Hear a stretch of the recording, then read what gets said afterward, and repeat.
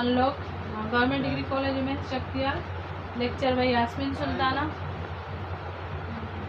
Topic है John Locke 5th same. John Locke है 5th same के बारे में।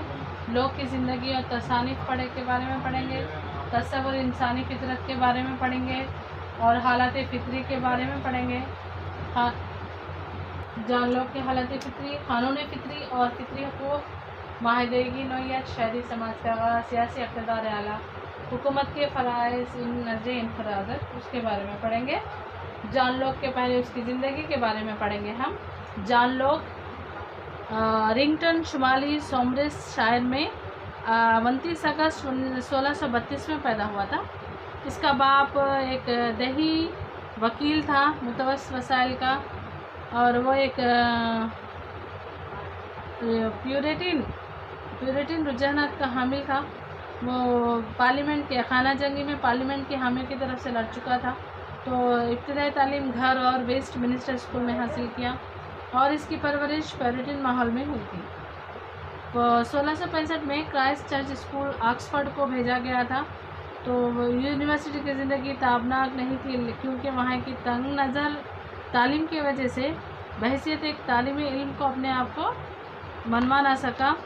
रिवायती तजर्बी साइंसी और तिब की तरबियत हासिल की। इसने अपनी MA की सिंध 1658 में हासिल की। MA जो से पढ़ा 1658 में। फिर इसके बाद ऑक्सफोर्ड में एक ट्यूटर पढ़ाने वाला जो था, उसको तदरीस पसंद नहीं आया था।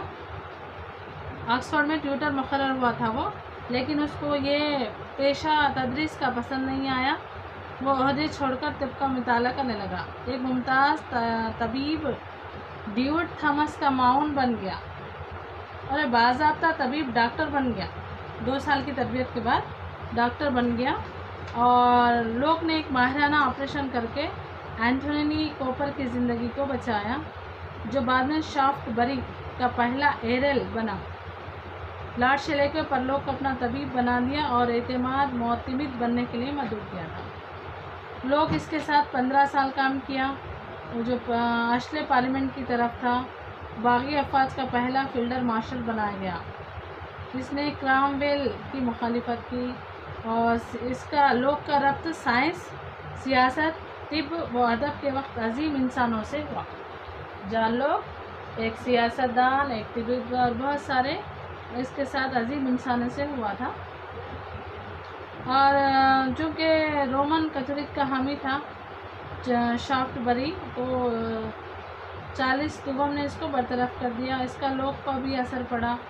उस सेहत की बुनियाद पर ऑक्सफोर्ड वापस हो गया, फिर फ्रांस भी चले गया और फिर लोग वापस आकर अपना साबिक़ा ओहदे को संभाल लिया। और इसके बाद देखिए वो शाफ्टबरी चार्ल्स जो था ना, वो साजिश में मुलविस पा गया। फिर बरी किया गया, मुल्क छोड़ देना पड़ा। फिर वहाँ से लोग हालैंड में पलानी, लोग है ना, हालैंड में जाके रह गया था।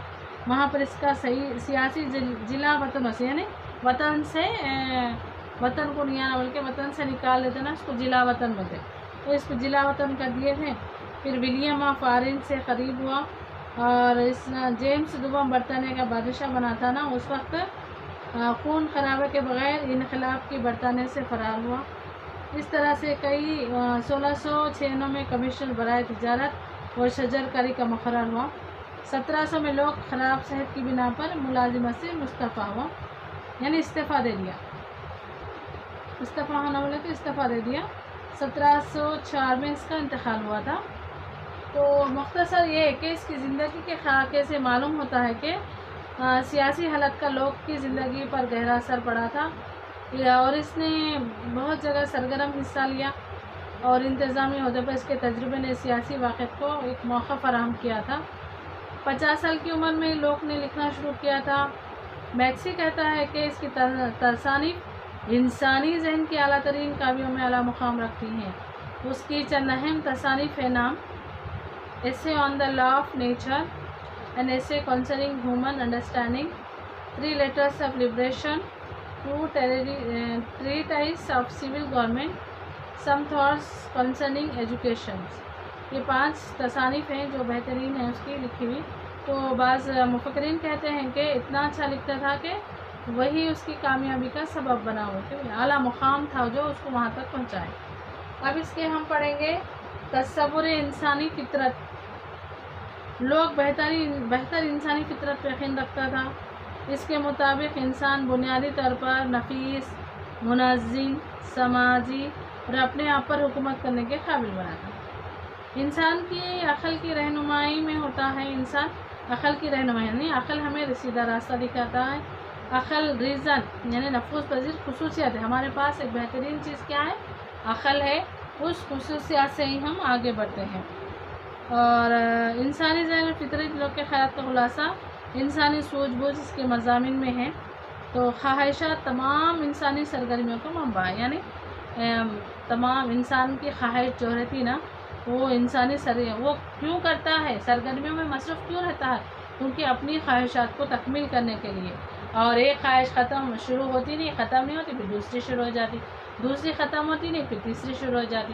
تو انسان سرگرمیوں کا منبع ہے. یعنی ہمیشہ سرگرم، کچھ نہ کچھ پانے کے لیے ہمیشہ سرگرم رہتا ہے. یعنی تو حاصل کرنے کی چیزیں. اس کے مطابق کہتا ہے کہ خواہشات بے چینی کا احساس ہے. یعنی خواہشات ہمیں وہ چیز پانا ہے، چاہے کیسے بھی ہو، محنت کرو، مزدوری کرو یا پھر ترقی کرو، کچھ بھی کرو، لیکن اس چیز کو پانے کا بے چینی کا ہوتا ہے. اور دکھ اس کی شناخت ہوتی ہے.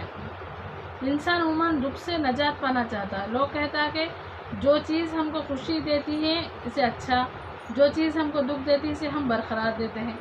یعنی جو چیز ہمیں خوشی دیتی ہے، چاہے ایک چھوٹی چیز کو نہ جو ہمیں خوشی دیتی ہے ہمارے لیے اچھی ہے. جب ہم چاہتے ہیں کہ برا ہو تو بس بری چیز بری ہی نظر آتی ہے. تو یہ یہاں پر بتا رہا ہوں. لیکن ان کے اقدامات سے عظیم تر عوامی خوشی حاصل ہوتی ہے. انسانی اقدامات اچھے یا برے، ان سے پیدا ہونے والی عوامی خوشی ہے. CL پیرو کہتا ہے کہ یہ عیاں ہیں انسانی فطرت پر لوگ خیالات حابس کی طرح گہرے اور یکساں نہیں ہیں. لوگ یہ بحث کرتا ہے کہ انسان عقل کی رہنمائی میں کام کرتے ہیں، وہ عقل کو عملی دیکھنا چاہتے ہیں. جذبات کو قابو میں رکھنے کے لیے عقل کو جوڑتا ہے. یعنی جذبات کنٹرول کرنے کے لیے اپنے آپ کو عقل سے ہم کام لینا چاہیے. تو وہ عقل سے کنٹرول کرنے کا مدد. انسان جذبات کی رہنمائی میں کام کرتے ہیں. لوگ عقل میں یقین رکھتا ہے. لوگ جو ہے سو عقل کا بہت بڑا حامی، عقل سے ہی تمام چیزیں کرتی ہے. اب اس کے بعد ہے حالات فطری. حالات فطری کیا ہیں اس کے بارے میں پڑھیں گے. انسان اپنی مرضی کے مطابق کام کرنے کے لیے آزاد ہے اور مساوی ہے. لیکن یہ وہ حالات نہیں ہیں جہاں انسان کچھ بھی کر سکتا ہے. انہیں قابو میں رکھنے کے لیے کوئی برتر طاقت نہیں ہوتی. تاہم ان کی رہنمائی کے لیے قانون فطرت ہے.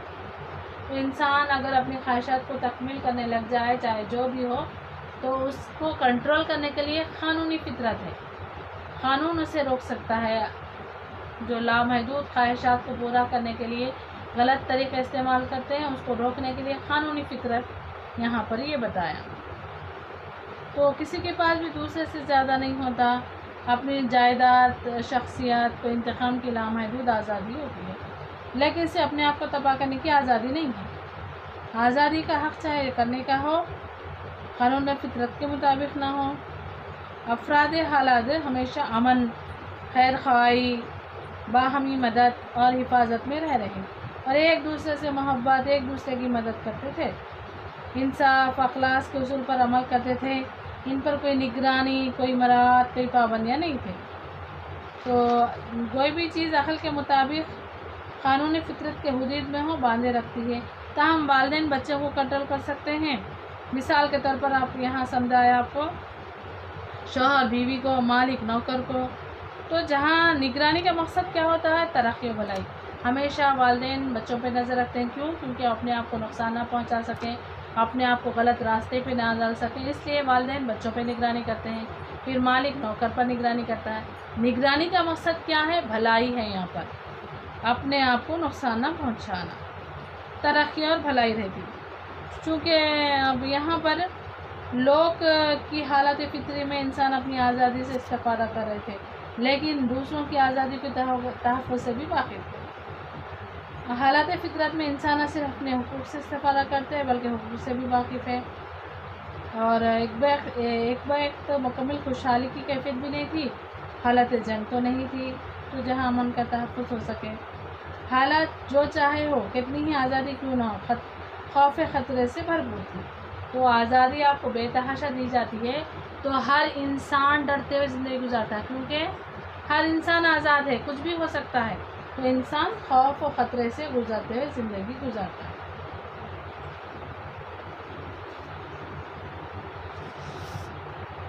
دھکا لگاتے جاتا ہے۔ اب اس کے بعد دیکھیے قانونی فطرت اور فطری حقوق۔ جان لوگ کے فلسفے میں قانون فطرت کا ایک اہم مقام حاصل ہے۔ حالت فطری میں انسان انصاف، دوستی، خیر خواہی اور مدد سے رہتے ہیں۔ چونکہ قانون فطرت کی حکمرانی ہے، اور لوگ کہتا ہے کہ حالت فطری کو چلانے کے لیے قانون فطرت جس کی ہر کوئی اطاعت کرتا ہے، اور یہ قانون عقل ہے۔ تو یہاں پر فطری حالات میں شہری سماج میں بھی انسانوں پر قانون فطرت کی حکمرانی ہوتی ہے۔ انسانہ اقدامات کی رہنمائی کرتا ہے۔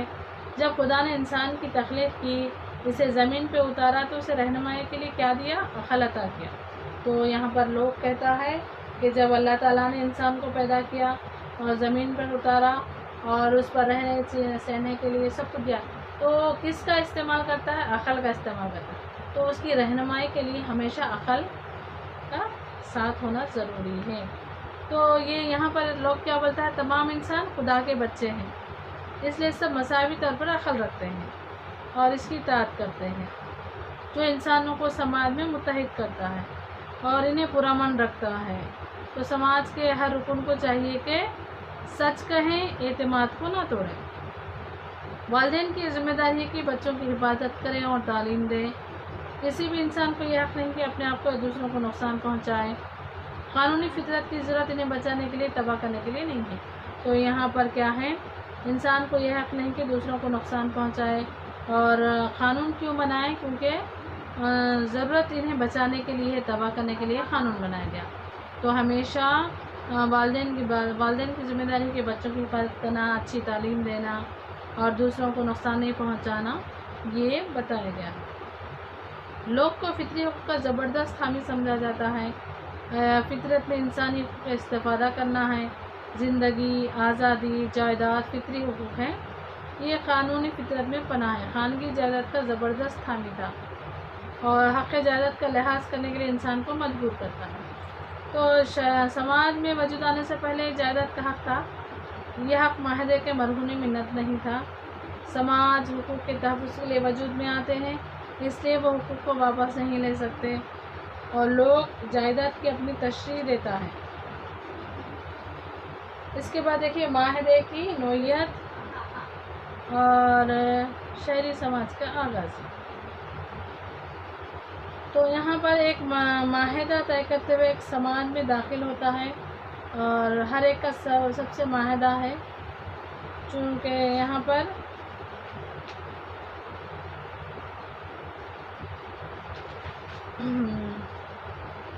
جہاں ہابس اور یہاں پر ہابس کا آیا، جان لوگ کے بارے میں تھوڑا سا یہاں پر پڑھ لینا۔ تو ہابس کیا کہتا ہے یہاں پر دیکھیے، جو معاہدے کی نوعیت تھی اور اس میں ہابس کے مطابق آدمی کا ایک دوسرے آدمی سے معاہدہ ہوتا ہے، لیکن لوگ کے مطابق ہر آدمی کا سماج سے معاہدہ ہے۔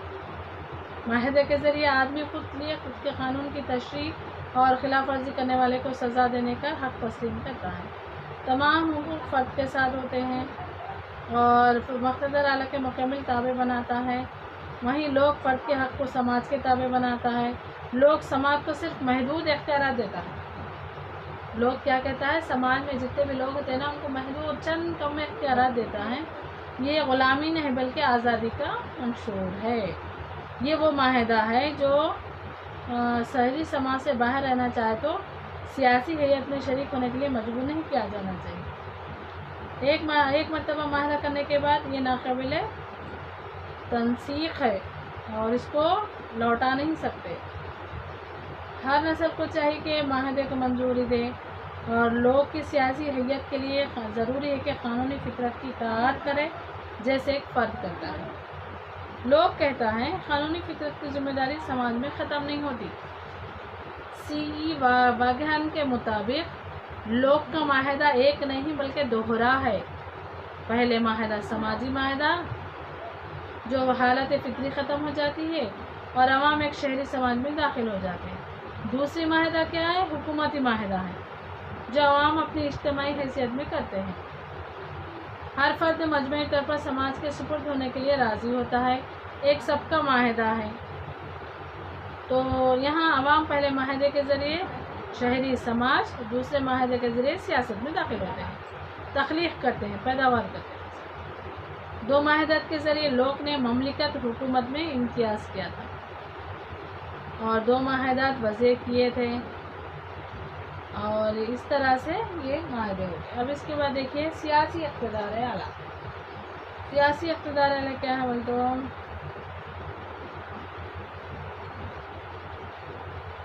لوگ کہتا ہے ایک ہی برتر اختیار ہو سکتا ہے۔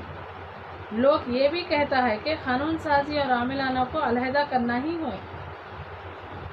اور لوگ حکومتی اختیارات سے علیحدگی سے متفق ہوئے کا نظریہ پیش کرا، وہ یہ کہ عوام مثبت رضاکارانہ کے ذریعے عوام سے اخذ کرتی ہے اور اختیارات کو منتقل کرنے، قوانین بنانے، دوسروں کے ہاتھ میں دینے کا کوئی اختیار نہیں ہے، اور جس سے قانون سازی دوسرے ماتحت ہونے چاہیے اور اس طرح بالآخر عوام کو مقتدر بناتا ہے۔ حکومت کے فرائض دیکھیے، حکومت کے فرائض کے لوگ نے کیا کہا؟ حکومت کا اہم فریضہ فرد کی جائیداد کی تحفظ کرنا۔ تحفظ کے لیے تو معاہدہ کیا جاتا ہے جو لوگ جائیداد کی زندگی، آزادی، مالی جائیداد کو شامل کرتا ہے۔ تو پہلے تو یہ کہ تمام افراد کو صحیح اور غلط کا معیار، تمام نزاعات کے حل کا پیمانہ بنا دینا چاہیے۔ دوسرے یہ کہ غیر جانبدار فراہم کرنا چاہیے تاکہ تمام جھگڑوں کو طے کر سکے۔ تیسرا یہ کہ سماج اور شہریوں کے مقابلے میں سماج کے مفاد کا تحفظ کرنا چاہیے۔ لوگ اسے وفاقی فریضہ قرار دیتا ہے۔ حکومت جنگ کا اعلان یا امن کا معاہدہ طے کر سکتی ہے۔ لوگ نے حکومت پر کئی تحدیدات عائد کیا تھا۔ حکومت عوام کی زندگی، قسمتوں پر مطلق اختیار نہیں رکھ سکتی، یہ سماج میں عوام کی بھلائی تک محدود ہے، یہ رعایا کو تباہ کرنے، غلام بنانے، کنگال کرنے کا حق کبھی نہیں رکھ سکتی، مقننہ آنن فانن منمانی حکمات جاری نہیں کر سکتی۔ رعایا کے حقوق کا فیصلہ موجود ہو تو قوانین معلوم فیصلوں کو روشنی میں کرنا چاہیے۔ کسی کی بھی جائیداد کو اس کی مرضی کے بغیر نہیں چھین سکتی۔ یہ تمام چیزیں اس نے حکومت کے فرائض بتائے۔ اب اس نظریے انفرادیت دیکھیے، لوگ کو انفرادیت کا زبردست حامی سمجھا جاتا ہے۔ لوگ کے نظام میں ہر چیز فرد کے اطراف گھومتی ہے، فرد کے اقتدار اعلیٰ کی ضمانت ہو سکے۔ لوگ فرد کو حقیقی سب کچھ سمجھتا ہے، یعنی لوگوں کو فرد یعنی ہم مملکت کے اپنے آپ میں ایک مقصد نہیں سمجھتا، مقصد تو خود فرد ہے۔ مملکت کے وجود کو منصفانہ قرار دیا جا سکتا ہے، فرد کے فطری حقوق کو تحفظ کرتی ہے۔ اگر حکومت فطری حقوق کے تحفظ میں ناکام ہوتی ہے تو عوام اسے ہٹا سکتے ہیں۔ زندگی، آزادی، جائیداد یہ ہمارے فطری حقوق ہیں، ان کی خلاف ورزی نہیں کی جا سکتی اور کوئی بھی حکومت افراد ان کو چھین نہیں سکتا، آپ سے محروم نہیں کر سکتا ان حقوق سے، آزادی سے، جائیداد سے اور زندگی سے۔ یہ در حقیقت حقوق کا تحفظ حکومت کی ذمہ داری ہے۔ ان تمام کی پوری دیکھ بھال کرنا حکومت کی ذمہ داری ہوتی ہے اور حکومت کو سماج کے تابع بنانا چاہتا ہے۔ حکومت سماج کی بھلائی اور وجود میں آتی، اگر حکومت عوام کے اعتماد کو ٹھیس پہنچاتی ہے تو عوام اسے ہٹا سکتے ہیں۔ لوگ انفرادی آزادی کے تحفظ کے لیے حکومت پر کئی تحدیدات عائد کرتا ہے۔ کوئی بھی چیز مطلق، لامحدود، ناقابل کنٹرول اقتدار والا نہیں ہے، جو کہ حافظ کے نظام کی روح تھی۔ محدود اقتدار والا کا لوگ کا تصور انفرادیت پسندی کے لیے ضرور تھا۔ प्रोफेसर मैक्सी कहता है कि सियासत को, इख्तियार को बुलंद और बाला करना इसका मकसद नहीं, बल्कि इसकी तहदीदात बयान करना है। अब इसके बाद हाफ्स और लोग का तकाबुल। हाफ्स और लोग का तकाबुल करेंगे थोड़ी सी बातों में। तो सबसे पहले लोग फितरी हालत से शुरू करके महदूद की इख्तिरा की, जबकि हाफ्स ने मुतलक़िल अनान के नतीजा किया। लोग का यह मजबूत अक़ीदा है कि सियासी फ़िरक़ा जो असल ताकत रखता है अपनी ताकत हुकूमत को तफ़वीज़ करता है, अपने हक़ महफूज रखने के लिए ज़रूरत पड़ने पर आखिरुल ज़िक्र को ख़त्म कर सकता है। लोग ने अवाम को इनक़लाब का हक़ दिया और हाफ्स ने इसे गैर क़ानूनी कहा। लोग को तजर्बत का बानी समझा जाता है। तजर्बियत के मुताबिक हमारी अक़ल तजुर्बों की दीन है। पहली किताब में इसने अफलातून, डिकार्ड, मुकातिबों के ख़िलाफ़ बहस की। लोग ने सीधा हमला किया, हम अक़ल की रसाई मकड़ी के तरीक़े के बरख़िलाफ़ होती है, जबकि अपने अंदर से नहीं बाहर से अक़ल हासिल करते हैं। ये ख़यालात एक एहसास के ज़रिए हासिल होते हैं।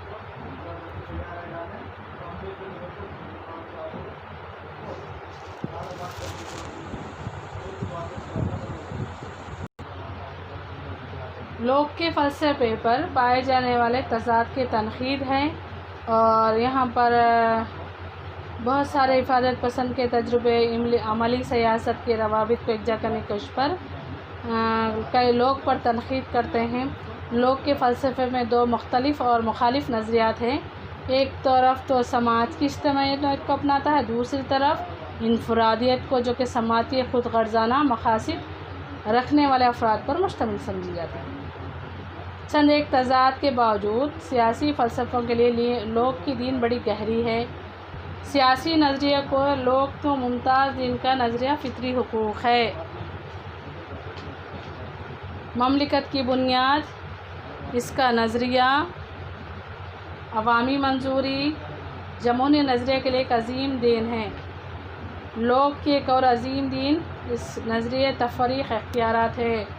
इस नज़रिए को फ़रोग़ दिया हुकूमत को मुख्तलिफ़ आज़ा पर मुश्तमिल होना चाहिए जो अलहदा फ़राइज़ इख्तियारात अंजाम देते हों। दरहक़ीक़त इस मामले में मॉन्टेस्क्यू का पेशरो था। लोग फ़र्द के फ़ितरी हुकूक़ का ज़बरदस्त अलमबरदार था। इसने इस नज़रिए को फ़रोग़ दिया और हुकूमत फ़र्द के फ़ितरी हुकूक़ का तहफ़्फ़ुज़ के लिए वजूद में आई कहा था, और इस नज़रिए के जदीद दौर को बेहतर समझा जा सकता है जिसमें इंसानी हुकूक़ को मुक़द्दस समझा जाता है। लोग एक इनफरादियत पसंद था और वो फ़र्द को अपने फ़लसफ़े का मरकज़ और एक मकसद बनाया। फ़र्द को हक़ीक़ी समझता था, ममलिकत को फ़र्द की खिदमत के काला बनाया। लोग का नज़रिया जायदाद भी काबिल क़द्र दीन है और लोग का इनक़लाबात का फ़लसफ़ी भी समझा जाता है। इनक़लाबात की हिमायत नहीं करता। अमरीकी इनक़लाबात का मतीन बन गए। फ़ितरी हुकूक़ को बढ़तर मुक़ाम अता किया। नज़रिए हुकूमत को बदला जा सकता है अगर अवाम की जानिब से दिए जाने वाले ट्रस्ट की हिफाजत में नाकाम हो जाए। मुतवस्सित तबक़े का फ़लसफ़ी समझा जाता है। प्रोफेसर साहिबान क्या कहता है मालूम? इसकी संजीदगी, इसका गहरा अखलाक़ी एहसास, आज़ादी, आला इंसानी फ़ितरत, पक्का एतमाद मिलकर मुतवस्सित तबक़े के इनक़लाब का मिसाली तर्जुमा। जैसा कि प्रोफेसर बारकर कहता है कि लोग के दूसरे मक़ाले में तसव्वुर प्याश ख़ासी यानी समाज के इज्तिमाई किरदार की अहमियत को तस्लीम किया। लोग ने अपने रिवायती अहद तबक़े के फ़लसफ़े और जदीद लोग ने अपने रिवायती अहद वस्ते के फ़लसफ़े, जदीद आज़ादी को फ़लसफ़े को इकट्ठा किया। और जैसे कि पेरो कहता है, लोग में मादा की जड़ है। ये कोई भी ठोस और सेहतमंद सियासी निज़ाम उसूलों के एक बड़े हिस्से का अपने में समो लेता है। ये एक अजीम रिवायत या आखिरी सदा और दूसरी अजीम रिवायत की पहली अजीम आवाज़ है। तो अभी हमने हाफ्स और लोग का मुकाबला किया, तक़ाबुल किया, और दूसरी रिवायत क्या है बोले तो क़ानूनी फ़ितरत, फ़ितरी हुकूक़। फ़ितरी हुकूक़ हमारे क्या हैं? आज़ादी, ज़िंदगी और मसावत یہ ہمارے فطری حقوق ہیں.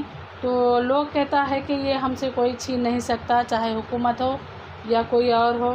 یہ ہمارا فطری حقوق ہے. اور انسانی زندگی کی ترقی کی طرف لے جانے والا اللہ تعالیٰ نے جب ہم سب کو پیدا کیا تو ساتھ میں عقل بھی دیا، تو عقل کا استعمال کرتے ہوئے ہم اپنی ترقی کی طرف لے کے جا سکتے ہیں.